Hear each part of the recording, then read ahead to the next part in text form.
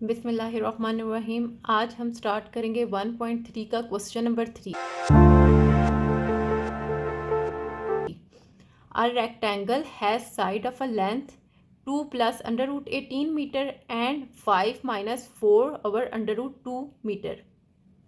एक रेक्टेंगल है, उसकी साइड की उसने लेंथ हमें दी हुई है दिस वन और विड्थ उसने दी हुई है दिस वन। अब express the area of a rectangle in the form of a plus B under root 2।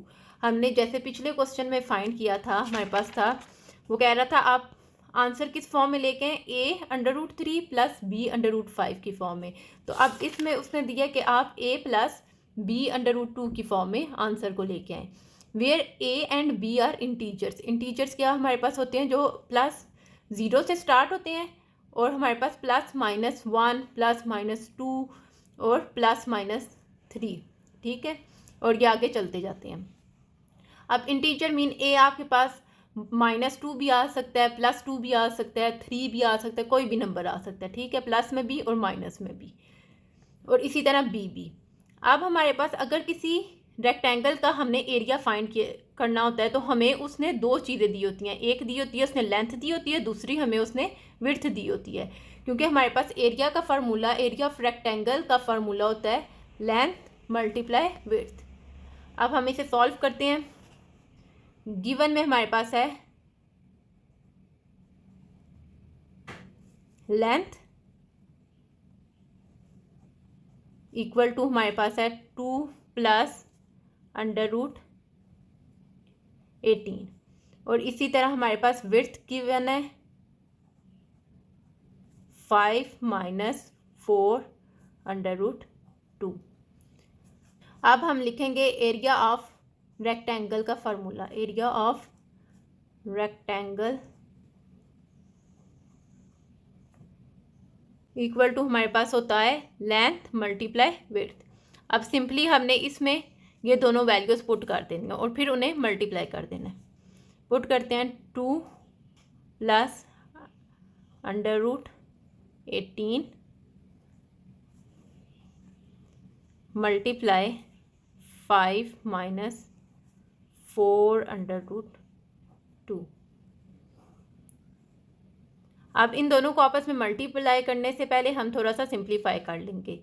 हम करेंगे 2 प्लस, अब 18 है हमारे पास इधर, तो रफ वर्क में हम ये 18 का एलसीएम लेते हैं तो हमारे पास आता है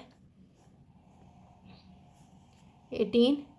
अब ये आएगा 2 के टेबल में 9 टाइम, फिर आएगा हमारे पास ये 3 के टेबल में 3 टाइम और ये 3 के टेबल में 1 टाइम। तो हमारे पास क्या बनता है 2 मल्टीप्लाई 3 मल्टीप्लाई 3, और अब ये इन दोनों का पेयर है तो ये बन जाएंगे 2 मल्टीप्लाई, इनकी पावर्स मल्टीप्लाई में ऐड होंगी तो ये 3 की पावर में स्केयर आ जाएगा। तो हम इधर लिखेंगे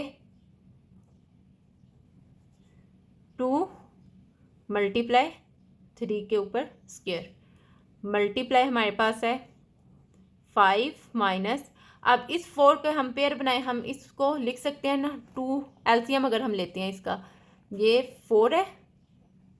अब ये 2 के टेबल में आएगा 2 टाइम और अगेन 2 के टेबल में ये आएगा 1 टाइम, तो ये हमारे पास बनता है 2 मल्टीप्लाई 2। तो हम ये 4 की जगह लिख देंगे 2 मल्टीप्लाई 2, और नीचे हमारे पास आए अंडर रूट 2। अब नेक्स्ट स्टेप में हमारे पास ये 3 का स्क्वायर है, ये स्क्वायर और रूट कैंसिल हो जाएगा तो 3 हमारे पास बाहर आ जाएगा, और 2 का हमारा रूट नहीं ख़त्म हुआ, ठीक है, क्योंकि 2 के ऊपर स्क्वायर नहीं था तो 2 के ऊपर ये रूट आएगा, मल्टीप्लाई 5 माइनस, अब इसमें अगर हमारे पास ऊपर 2 हो और नीचे अंडर रूट 2 हो तो ये अंडर रूट 2 ऊपर शिफ्ट हो जाता है और ऊपर का 2 एक ख़त्म हो जाएगा। अगर इस फॉर्म में कभी आता है हमारे पास 2 ओवर अंडर रूट 2, तो इसको हम कैसे लिखेंगे, सिंपली ये 2 ख़त्म हो जाएगा और ये अंडर रूट 2 ऊपर चला जाएगा ऐसे, ठीक है। अगर आप इसे रैशनलाइज करके देखें 2 अंडर रूट 2 मल्टीप्लाई, इसे रैशनलाइज कैसे करेंगे, अंडर रूट 2 से ऊपर भी मल्टीप्लाई करेंगे और नीचे भी करेंगे, तो ये √2, नीचे भी √2, तो ऊपर बनता है हमारे पास 2 √2, आपस में वो दोनों मल्टीप्लाई हुए, और नीचे ये दोनों आपस में मल्टीप्लाई हुए, तो रूट के अंदर जो टर्म होती है वो आपस में मल्टीप्लाई होती है, तो 2 × 2 हो जाएगा, और ये हमारे पास आएगा 2 √2 ऊपर, और नीचे हमारे पास हो जाएगा ये 2 का स्क्वायर, ये स्क्वायर और रूट कैंसिल हो जाएंगे, और 2 हमारा रूट से बाहर निकल आएगा, ये बाहर आ गया, ये दोनों कैंसिल हो गए, तो आंसर हमारे पास क्या है √2। मीन के हमारा किसका ये आंसर आया है 2 √2 का हमारे पास ये आंसर आया है। तो मीन का हम इसको इस फॉर्म में लिख सकते हैं। आप सिंपली याद रख लें कि अगर ऐसे आ जाता है 3 √3, तो इसको हम किस फॉर्म में लिखेंगे √3, और अगर ये हमारे पास आ जाता है, इसकी जगह 4 आ जाता है या कोई भी नंबर आ जाता है, तो हमारे पास क्या होगा रूट उस जगह शिफ्ट हो जाएगा जहाँ रूट नहीं है, ठीक है, और जो इसके ऊपर या नीचे टर्म होगी वो ख़त्म हो जाएगी। अगर ऐसे आता है √3/3, तो ये क्या होगा हमारे पास रूट, अब ये वाली टर्म नीचे शिफ्ट हो जाएगी और नीचे वाली ख़त्म हो जाएगी, और ऊपर क्या रह जाएगा 1, और ये ऊपर वाली टर्म नीचे आ गई, ठीक है। तो हमारे पास इधर क्या बनता है, इस वाली चीज़ को हमने सॉल्व किया, ठीक है, तो ये हमारे पास आ जाता है √2, और साथ हमारे पास ये 2 था, इसे हम स्टार्ट में लिख देते हैं, ठीक है।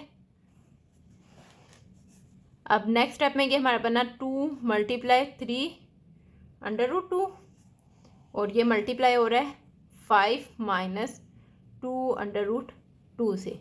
अब हमने मल्टीप्लाई में क्या करते हैं, पहली टर्म से इन दोनों को मल्टीप्लाई करेंगे, फिर दूसरी वाली टर्म से इन दोनों को मल्टीप्लाई करेंगे, ठीक है। तो पहले से करते हैं 2, इस फुल ब्रैकेट को हम इधर लिख लेते हैं 5 - 2 √2। इसी तरह अब ये प्लस 3 √2 मल्टीप्लाई होगी इस ब्रैकेट से 5 - 2 √2, तो ये हमारे पास 2 5 से मल्टीप्लाई हुआ 10 आ जाएगा, 2 2 time 4 √2 plus 5 3 time 15 √2 minus 3 2 time 6, और ये रूट और रूट के अंदर की टर्म क्या हो जाएगी मल्टीप्लाई हो जाएगी, ठीक है, दोनों रूट में है ना, तो अंदर वाली टर्म मल्टीप्लाई होके रूट के अंदर आ जाएगी, ठीक है। अब नेक्स्ट स्टेप में हमारे पास ये 15 और 4 को हम सॉल्व करेंगे, इसके साथ प्लस का साइन है, इसके साथ माइनस है, तो फंक्शन अप्लाई होगा माइनस का, 15 में से 4 निकालेंगे तो 11 आएगा, 11 √2, ठीक है, और साथ साइन हमारे पास आएगा बड़ी टर्म का, वो हमारे पास प्लस है, ये -6 √4 आया। स्टेप में हमारे पास ये 10 + 11 √2 -6 ये 2 का स्क्वायर बनता है, ठीक है, ये हमने पीछे किया भी है, ये 2 और 2 आता है और ये 2 का स्क्वायर बनता है, तो हम 4 की जगह लिख देंगे 2 का स्क्वायर। अब ये स्क्वायर और रूट आपस में कैंसिल होंगे, तो हमारे पास ये आएगा 6 और ये 2 -11 √2 प्लस ये 10 + 11 √2, और ये 6 2 टाइम 12 हो जाता है। अब इस 10 को और इस 12 को सॉल्व करेंगे, अब इस पे फंक्शन अप्लाई होगा प्लस माइनस, माइनस का 12 में से 10 निकालेंगे, हमारे पास 2 आ जाएगा, और बड़ी टर्म का साइन आएगा माइनस, प्लस 11 √2। अब हमें क्या दिया था कि हमने किस फॉर्म में आंसर को लेके आना है, a + b √2 की फॉर्म में, तो हमारे पास आ गया ना, ये हमारे पास कोई भी इंटीजर होना चाहिए था, तो ये हमारे पास -2 आ गया, और b हमारे पास क्या आ गया 11 आ गया, और ये 7 √2। तो हम लिख देंगे कि एरिया ऑफ रेक्टेंगल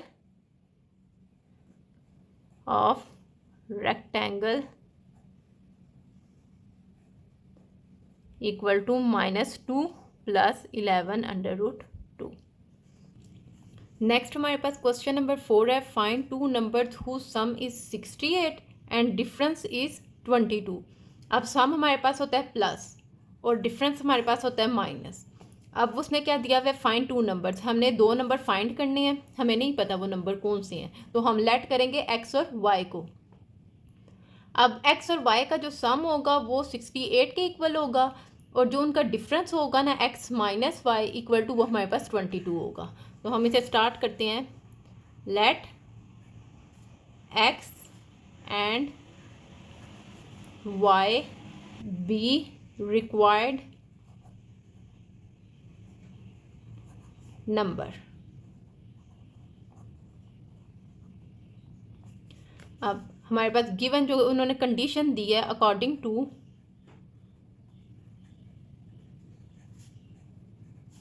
आप इसे सिंपल बेशक इंग्लिश वगैरह ना लिखें, आप इसे सिंपल सॉल्व कर लें, इससे कुछ भी नहीं होगा।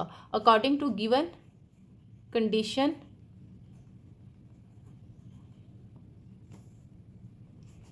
x plus Y equal to 68 और दूसरा हमारे पास है x minus Y equal to 22।